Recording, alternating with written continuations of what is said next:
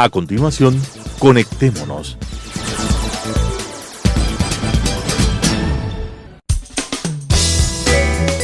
Clasificación A. Apto para todo público.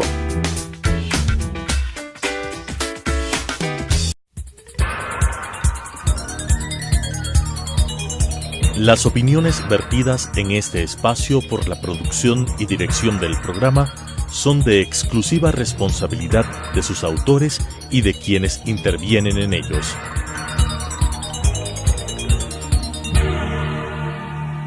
Telesucesos Canal 29 UHF presenta Conectémonos.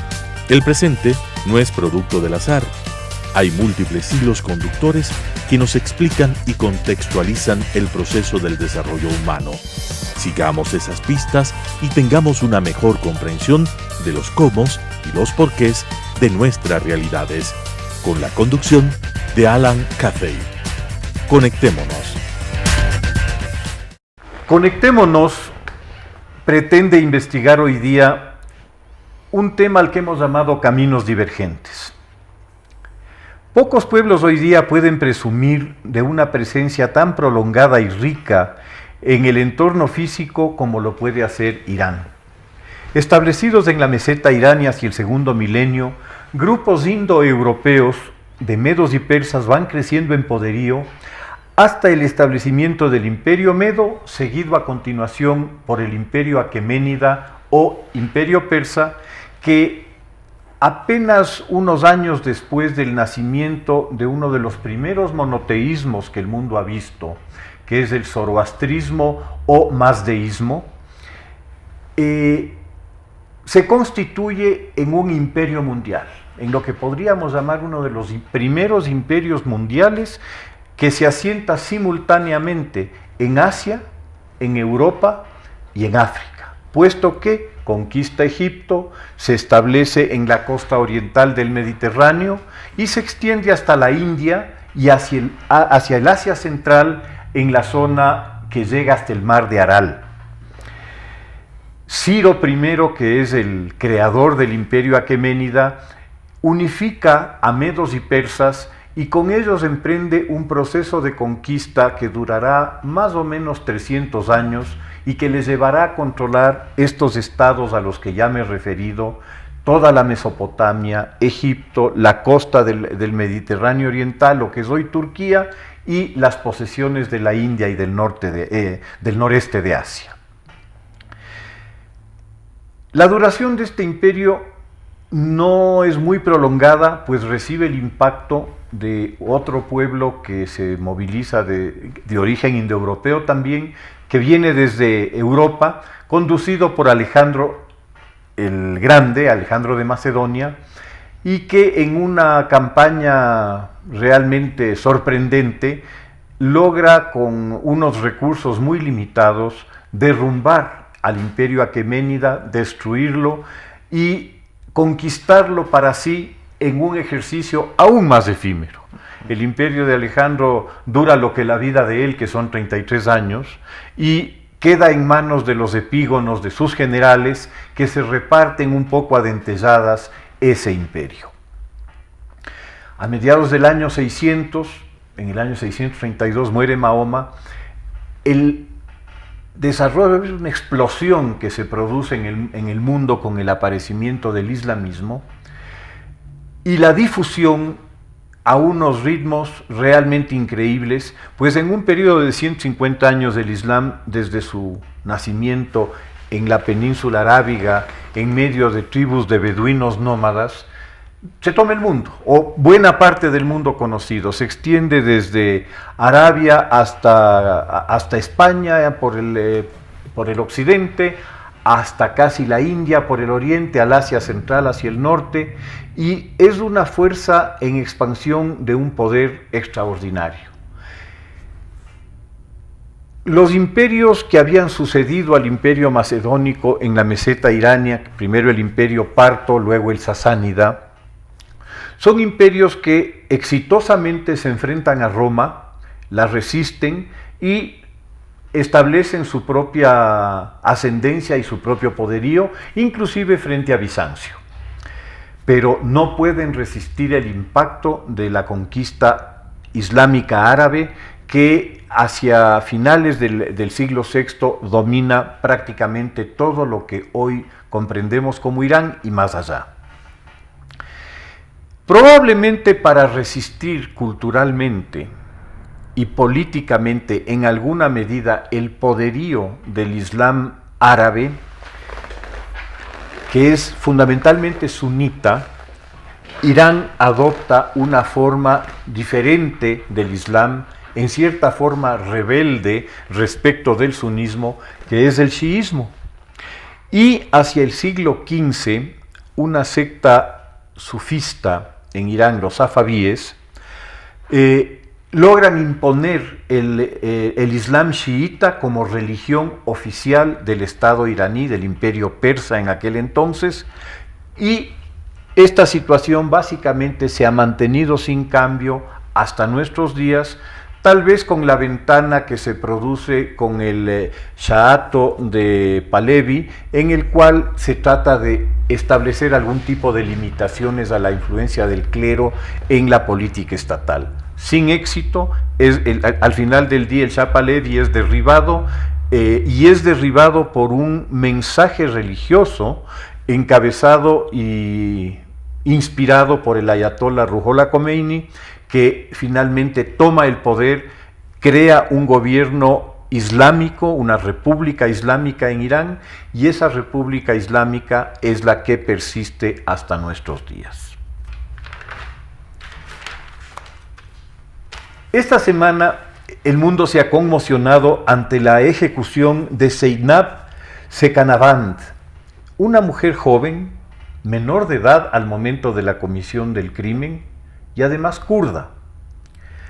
A los 17 años mata a su esposo por maltratos y vejámenes terribles, incluyendo su violación repetida por su cuñado.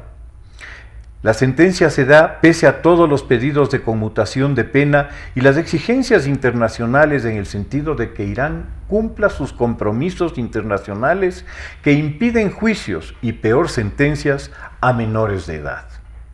Sobre este tema, Conectémonos conversará con el doctor Santiago Bermeo, abogado y profesor universitario, pero además ilustrado y agudo observador de la historia y geopolítica actuales y pasadas.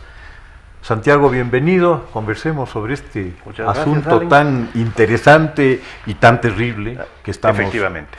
Que es uno más de los hechos que repetidamente surgen periódicamente en el mundo, noticias que estremecen a la conciencia, digamos así, occidental, pero que tienen que ser contextualizados de todas maneras dentro de el mundo en el que se producen. Un extraordinario resumen de la historia del Islam en lo que tiene que ver con la antigua Persia, el día de hoy, Irán. Un poco quizás regresando un tantito hacia atrás para situarnos en lo sucedido. Yo quisiera referirme a lo siguiente.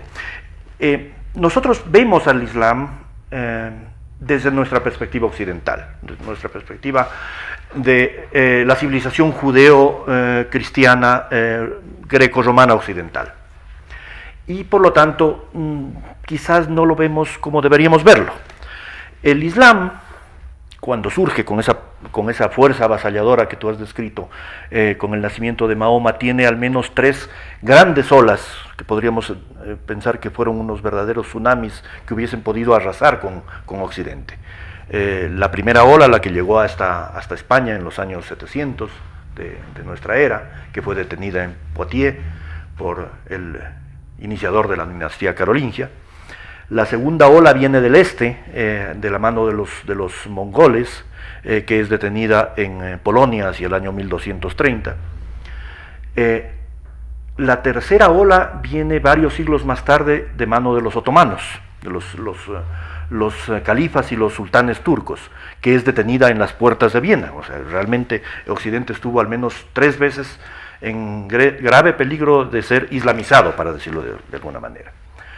Se salva Occidente en estas tres olas invasoras, se desarrolla una civilización en Europa occidental imbuida por el cristianismo, por el antecesor del cristianismo, el judaísmo, y por la filosofía griega y el derecho romano. Y se forma esta civilización que hoy día conocemos como occidental, que en donde paulatinamente la religión cristiana, en este caso, va perdiendo su papel central en la vida de las sociedades, hasta que, producida la Revolución Francesa, básicamente Occidente en estos últimos 2 siglos se ha laicizado por completo.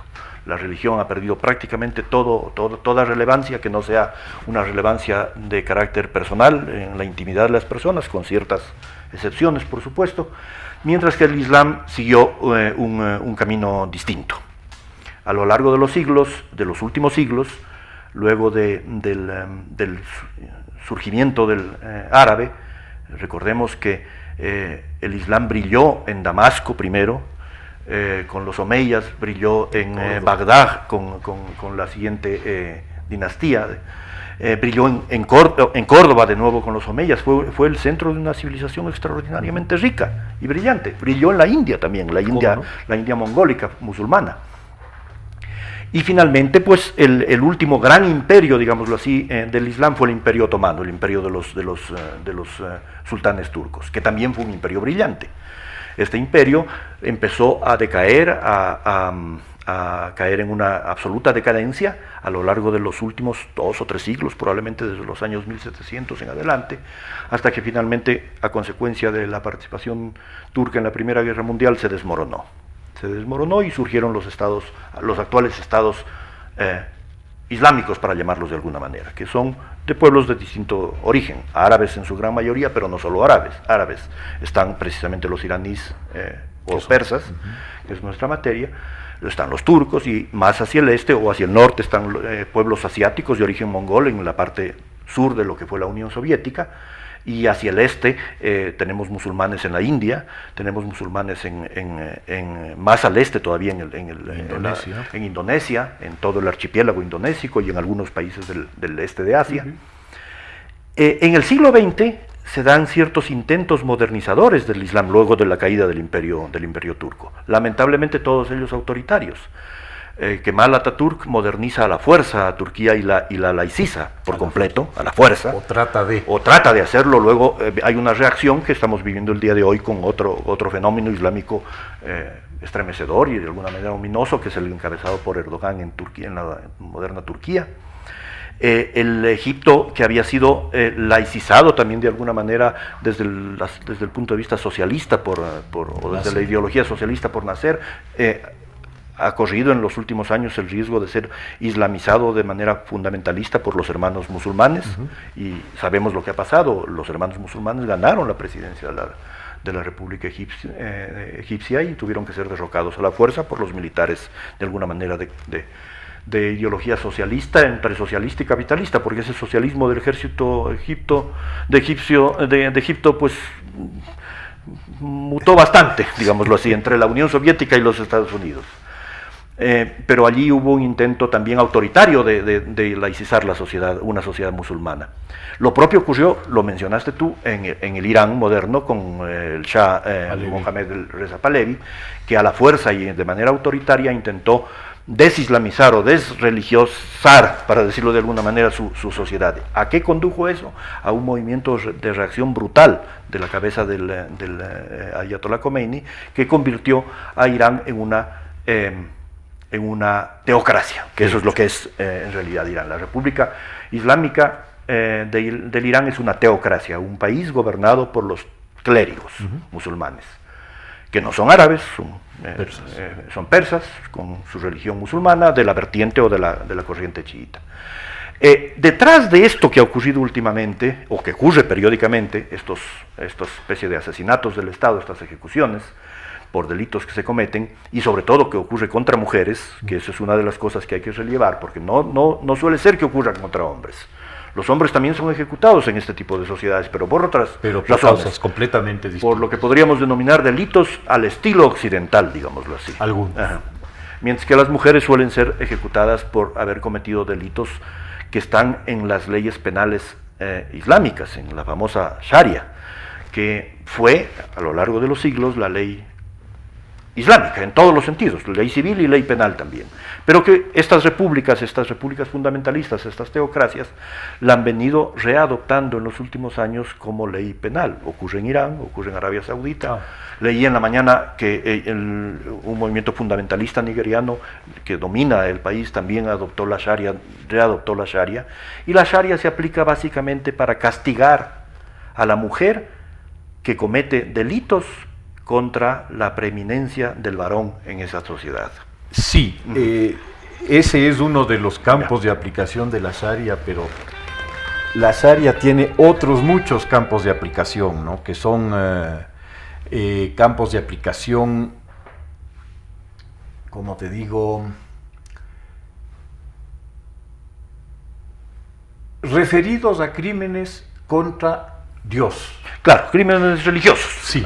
Delitos religiosos. También la blasfemia, es La apostasía. La apostasía, son todos estos factores que de alguna manera sirven al Estado religioso, al Estado teocrático, para fines políticos. Así es, ¿no? para dominar a su población. Así es. Es un mecanismo de dominio social, Es como el que un- utilizaron, qué sé yo, los comunistas en la Unión Soviética. Y justamente este tema es el que me interesaba explorar un poco, ¿no? Es decir, la proximidad operativa, al menos, entre el régimen autoritario teocrático y la teocracia, llamémosle, ideológica, del marxismo.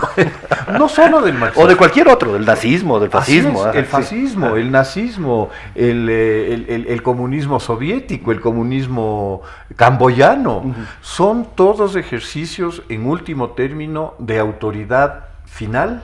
Omnímoda Omnímoda para control social. para Así es, control efectivamente. Para que una élite, la élite al mando, pueda dominar una sociedad, un país, un Estado sin mayor oposición, o sin ninguna oposición. Sin ninguna. Sí. No, Entonces, sí, el tema que yo pretendo tratar un poco contigo ahora es cómo poder conciliar esta distancia que existe entre la visión europea centrada en torno a principios que se pretendía pues se extiendan a la sociedad humana, en torno a derechos humanos, en torno al respeto de las libertades individuales, en torno a todos aquellos aspectos que a lo largo de 1000 años se han ido desarrollando en Occidente y no se han ido desarrollando en otras partes del mundo.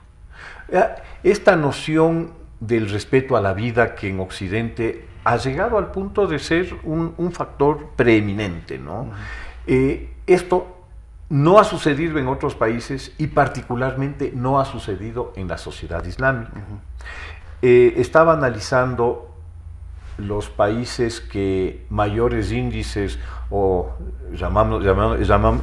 tratemos de referirnos al tema deportivo, los que ocupan el ranking más elevado son, de los 10 países, 2 son no islámicos, 3 son no islámicos, uno es los Estados Unidos. En cuanto a pena de muerte se al refiere. número de ejecutados. ejecuciones, ¿sí? ¿verdad? El que ocupa el primer lugar largamente es China. Así es. ¿no? Que es una teocracia ideológica.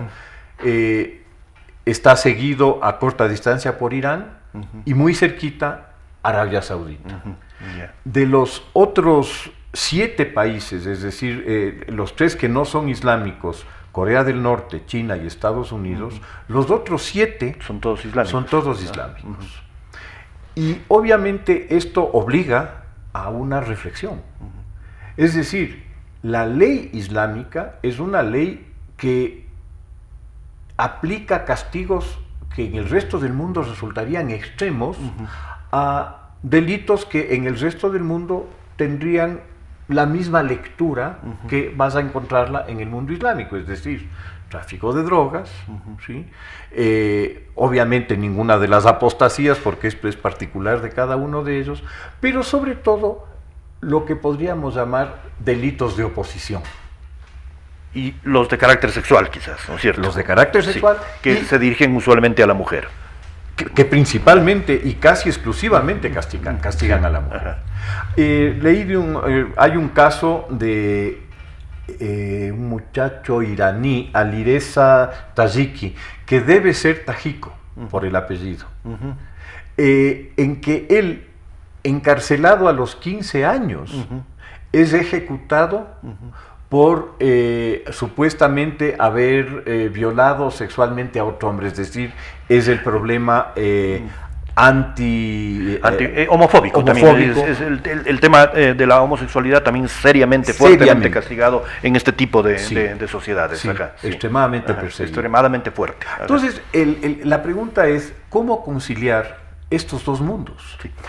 Venía leyendo, o estuve leyendo precisamente para prepararme para esta charla, a una obra que yo consideraría que es quizás fundamental para, desde nuestro punto de vista occidental, entenderlo al Islam, uno de los dos teólogos cristianos más importantes del siglo XX, en este caso Hans Küng, junto con el anterior papa o el papa emérito Benedicto XVI. Hans Küng, un teólogo suizo heterodoxo, católico pero heterodoxo, tan es así que su enseñanza fue prohibida por el papa Juan Pablo II en las facultades de teología de las universidades católicas. Él enseñaba en Tübingen, en la facultad de teología de la Universidad de Tübingen. Fue prohibido de enseñar, y él escribió hace algunos años, aproximadamente 15, 20 años hacia atrás, una trilogía sobre las tres grandes religiones proféticas, monoteístas, por orden cronológico, el judaísmo, el cristianismo y el islam. En su tomo sobre el islam, él lo trata al islam con bastante, diría yo, con bastante cariño. Él, de alguna manera, no sigue la corriente que desde Occidente solamente critica al Islam, sino que lo intenta comprender. Y de alguna manera, a la conclusión a la que llega Küng es que el Islam religioso, el Islam fundamentalista, los estados que siguen al Islam como su razón de ser ideológica máxima, básicamente casi como su constitución. Porque de los 7 estados que tú mencionabas islámicos, me imagino que todos ellos son islámicos no laicos, son islámicos teocráticos. No, porque hay países islámicos laicos a la final de finales. Es el caso de Egipto. Egipto es uno de los que está dentro del ranking. De este ranking. Curioso. Está Jordania también dentro de este ranking. Por eso me refería yo a que el Islam... Más va para el Islam como tal, o sea, como filosofía, como civilización. Sí, o sea Küng, de alguna manera, lo que cree que ocurre es que el Islam está atravesando todavía un periodo adolescente, que no ha logrado liberarse la civilización islámica del predominio de la religión y del fundamentalismo y el autoritarismo y el fanatismo que la religión trae consigo. Cosa que ocurrió con el cristianismo, y él lo critica muy abiertamente en su etapa juvenil. A esto yo respondería que el Islam en su primera etapa, en el momento de su expansión, es un proyecto religioso incluyente, es un proyecto religioso no persecutor. La convivencia que se da en las primeras sociedades que se islamizan es motivo de sorpresa en muchas partes. En España la convivencia es un hecho cierto. Entonces, un poco, ¿qué pasó? Que un proyecto religioso que nace con una vocación de tolerancia se vuelve intolerante y se agudiza su intolerancia. También hay una explicación en Küng al respecto por la derrota, digámoslo así, la derrota ideológica, la derrota de poder político del Islam. El Islam, luego de estas olas expansivas, cae en una absoluta decadencia y empieza a ser conquistado desde... no necesariamente en conquista política o conquista territorial, pero a la final de finales es avasallado, es conquistado por Occidente. Surgen estos movimientos islamistas radicales del resentimiento, quizás del sentimiento de inferioridad, del complejo de inferioridad que se empieza a dar en ciertos países islámicos cuando la potencia previa desaparece y es reemplazada por un dominio ideológico, un dominio político, un dominio económico desde Occidente. Esa quizás podría ser una explicación para esto, ¿no? Qué sé yo, el wahabismo en Arabia Saudita, el salafismo, esta teocracia iraní, lo que ocurre en los países islámicos del África subsahariana, en fin, reacciones a quizás un complejo de inferioridad por la falta o la pérdida de la hegemonía. Quedémonos con los deberes por hacer, porque yo a esto también opondría el hecho de que el primer Islam es el escenario de la cultura del mundo mediterráneo, y Córdoba y Palermo y naturalmente Damasco, y fuera, en Damasco y en Bagdad, son centros de cultura y son centros de investigación extraordinarios, en los cuales la astronomía florece, la química florece, la medicina florece, la literatura. De hecho, pues la literatura, mucho antes de que suceda en España, en Occidente, Europa, ¿no? En Occidente, es decir, es más. Cuando en Occidente regían teocracias. Es más, básicamente. Cuando recién empiezan a llegar los libros del saber griego a Europa, lo hacen en árabe. Por la vía árabe. Lo hacen en árabe. Es extraordinario. La filosofía regresa a Europa, sobre todo la aristotélica. En árabe. En árabe. Sí, a través de la Universidad a través de Córdoba. de España. Sí, así es. Exactamente. Sí, es curioso. Entonces, nuevamente vemos una sociedad que tiene un inicio brillante, pujante, en el campo de la tolerancia, en el campo de la ciencia, en el campo de la filosofía, del saber, y algo pasa. Y pasa en la modernidad. En la modernidad. Pasa en la modernidad. Por eso te digo yo que quizás tendríamos que encontrar las explicaciones en un resentimiento contra la conquista ideológica occidental. Porque esto pasa, por ejemplo, en un país como Irán, luego del sentimiento de humillación que Irán sufre por el predominio ideológico y digamos económico, británico primero y norteamericano después. Pero ahí hay tela para cortar, mi querido Santiago, y creo que esto amerita que nos sentemos de nuevo a conversar, porque es un tema fascinante que además debemos tratar de entenderlo para tratar de conciliar o de alguna manera buscar los puentes que son necesarios para poder acercar. Ahora, volviendo a lo que nos ha traído, ¿no es cierto? Si aún tenemos tiempo. Ya se acabó. Estamos con el tiempo, pero sí. Sí, pero para cerrar, de alguna manera, como tú dices, nos quedamos con los deberes por hacer. Volviendo a estas conductas salvajes, estas ejecuciones, por ejemplo, efectivamente la chica fue dada en matrimonio siendo menor de edad, fue maltratada y siendo menor de edad cometió el delito, que ella sostiene lo hizo en defensa propia. En Occidente probablemente se hubiese considerado el tema de la defensa propia como una posibilidad de exoneración o atenuante de su responsabilidad penal, porque de todas maneras hay un muerto de por medio. Allá no.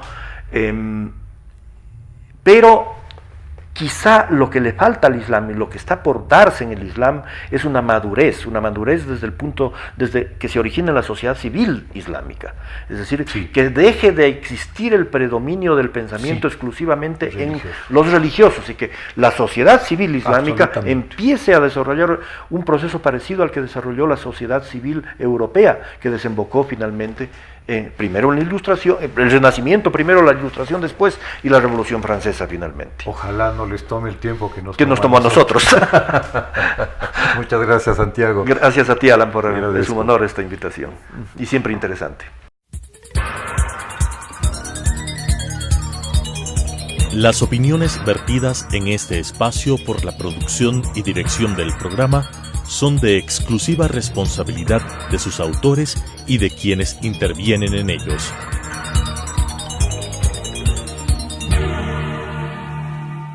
Telesucesos Canal 29 UHF presentó Conectémonos. El presente no es producto del azar. Hay múltiples hilos conductores que nos explican y contextualizan el proceso del desarrollo humano. Sigamos esas pistas y tengamos una mejor comprensión de los cómo y los porqués de nuestras realidades, con la conducción de Alan Cathay. Conectémonos.